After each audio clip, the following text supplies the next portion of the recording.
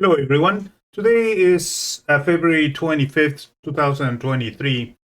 It is a Saturday, and I wanted to review just a couple of trades and one setup that was good for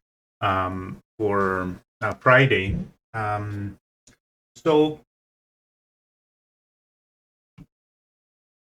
we do have here the 30 minutes chart in the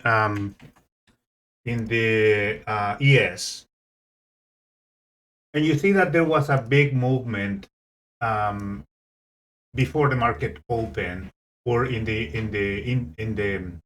night session, right?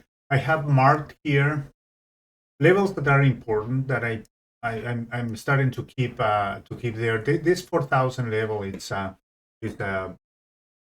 very relevant. And then I put the 39.50 and the 39.25. I should have the 39.75 level here, which is also important. And you see that the price moved during the session in between the 39.75, kind of a little bit above, but it moved in general in between the 39.75 and then 39.50. So yeah, 39.50 is acting as a support now. We'll see what is going to happen now. I just did a one trade in the morning, very early. So since I made money in there, the first trade was actually NQ. Let me go to NQ first. Same situation, right? I don't have the levels here. I'm gonna mark them for the next session or for the next video. But you have NQ here, and NQ had the same behavior, right? At 8:30 there were news, and then market came back down very strong right there. So let's go to NQ right here. And you see that there was in the morning there was I was watching the previous day low, which is this value here, and it would have been a mistake to trade before that level was broken. Why? Because simply because this one could act as a support and then move to the upside out of there. And I have when even with a couple of ticks moving, or not a couple of ticks, a couple of bars moving to the upside, then you register a loss. So I waited a little bit for NQ to break. And since there was a little bit of congestion, you see here that there was a channel congestion area, a consolidation right there, right? So market is in compression right there, and then finally made an attempt to break right there. Now, why I didn't take this one for a break? Just as I said, it was too close to this level here. On the previous low. Now it broke the previous low, but I already had like 1, 2, 3, 4, 5, 6, 7, 8 8 bars in that direction. So I wait a little bit.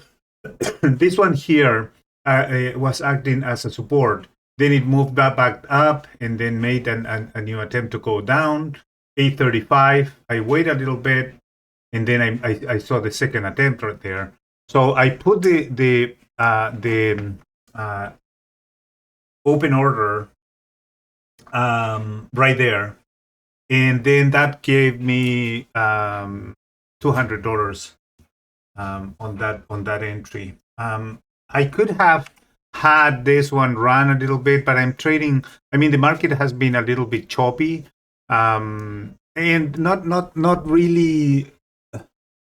A little bit choppy when I say a little bit choppy in the last 2 days, because there was a large movement before that.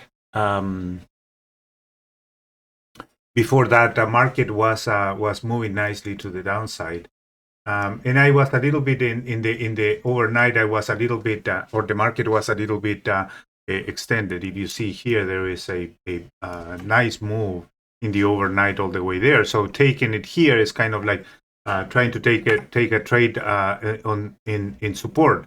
And so it was support at this point on the previous low, but it was breaking. And the news were not very favorable, so I felt a little bit confident on taking it. Um,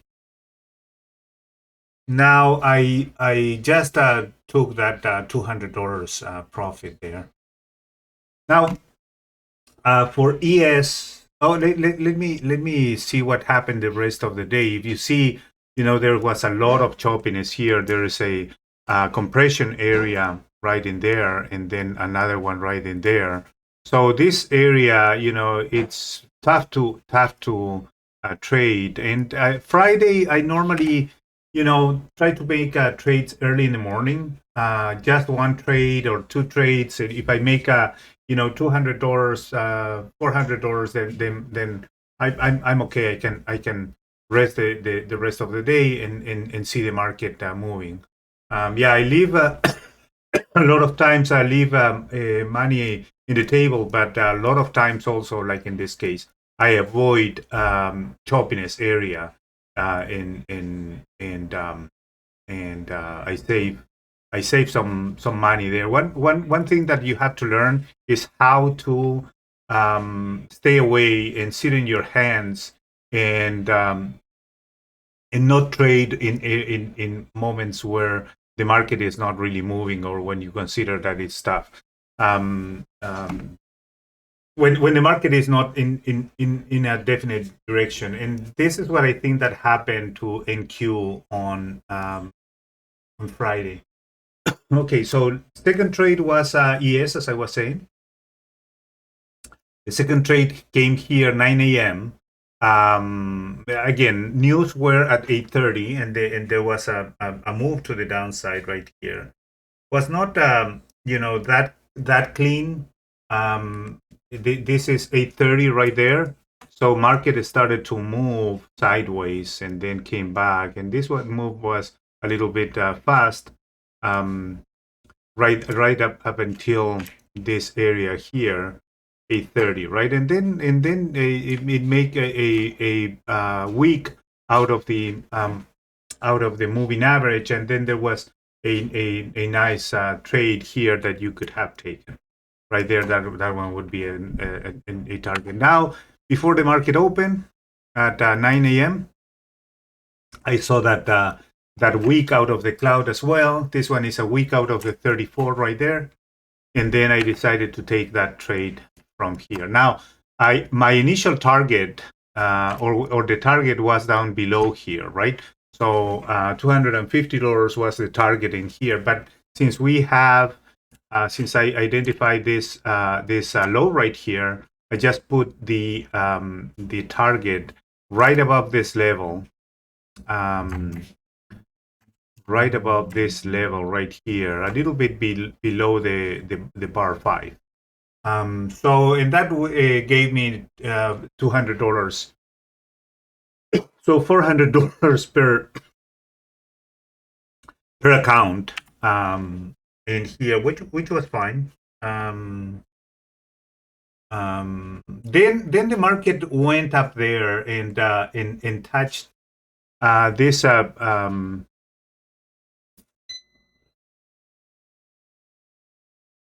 this previous low, and this is in ES. This is an area I was looking at also right there, right? That previous low in ES was an area that I was looking for. I didn't feel confident on taking, and it's not my style to take just at that point, because you could take a trade up here at the previous low level, thinking that this one was going to act as a resistance. I don't do that. Normally, I wait. I wait for the market to give me a week. It's one of the setups, yeah, I was targeting this low right here in bar 5-6. Okay, so yeah, one target there. One target there. got. And now I said, okay, so it's 8:30, 9 a.m., and I have two trades already done. I'm gonna take the rest of the day off. So didn't trade this one. This one was at 9:40. It was a good trade. However, well, it's a week out of the cloud. That is the setup here. But the problem with this one is that the momentum is above the zero line in the fast and slow line right there. So yeah, it was a risky trade, but it was a good trade. Now confirmation here would happen in the bar 2 to 3, and then you have there the cross right there, right? And also you have change of color in the breaks or the bars. Now then after that there was some choppiness there. There was a run here against the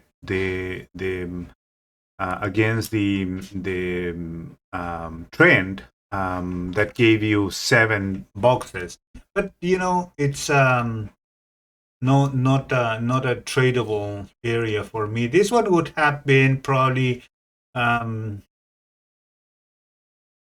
a good area confirmation in bar number 2 right there. Change of color as well, right? Like here, and then you do have momentum coming down again. And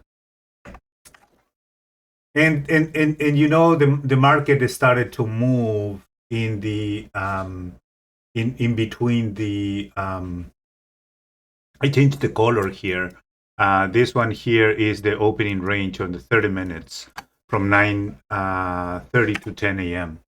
And you see the market started to try to bounce off of the moving off of that level there on the opening range, went to the other side, came back down, went to the other side, and it was moving the whole time right here. One other thing that I do sometimes, it's put the Fibonacci levels, and I have Fibonacci levels here. I'm gonna mark from here to there. I'm gonna put it to this area here where we had the previous low, and see what happens. So here I'm gonna change this template, and I'm gonna put just the regular simple levels, and you see that one would mark Fibonacci levels right there. So a little bit congested here, but let's see if we can see something. So this is the 0 area. So I'm gonna click on this.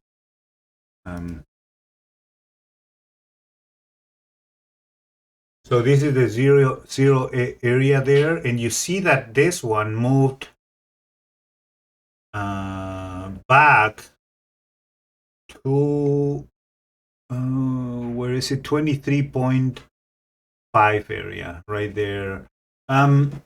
If we put it the other way, let's change this one to the 0 area there, and that one there. The extension here was right to the 127.2 area right there. I don't know if you're able to see it. So yeah, so it's an extension of the Fibonacci level from here to there. I monitor this one also to see if there's any target, and that was this one was actually a good target to monitor. So you have a touch there, and then you have congestion in this area, and then moved back up there, and then touched it again. 127.2 was a good area, or 3,954. I was looking at the 3,039.50, and that one was a good level as well. Yeah. So, and then the other one I wanted to review was Crude. Crude, I didn't enter this one, but Crude gave a nice bounce off of that this level up here, which was the previous high as well. Um, so you have previous high right up here. So this one is acting as a resistance right there. And then you do have, price moving below this resistance of the previous high, and then make a wick out of the moving average right below, right after it opens. So market or the gold speed opens at 9 a.m. for gold, I mean for crude. And then you have here the first week out of the moving average, a little bit above actually the moving average, went right there. And that one was a nice entry. I didn't take it. And then this one was another run there. For a potential $1,000 trade right there, if you went all the way down, so probably $800 would have been right there to that level. Then um, then crude started. I do have here the range level I mark, and you see it went all the way to the green area, and then moved back, and then there was a couple of nice setups here. You see there's a week out of, so market was coming down, and then there's a week, there's a compression break to the upside right there, or you can tell that also this one is a break, or trend reversal breakout. It's a breakout anyways, and then you have all the way there one additional target. And then here, then you have the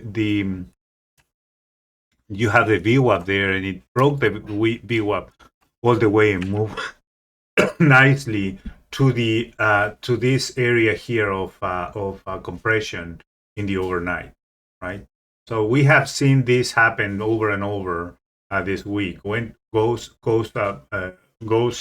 extend the move to the downside or to the upside, and then comes back to this zone here. I didn't take this trade, but this one is a nice setup in both ways, right? Hopefully you were able to take it.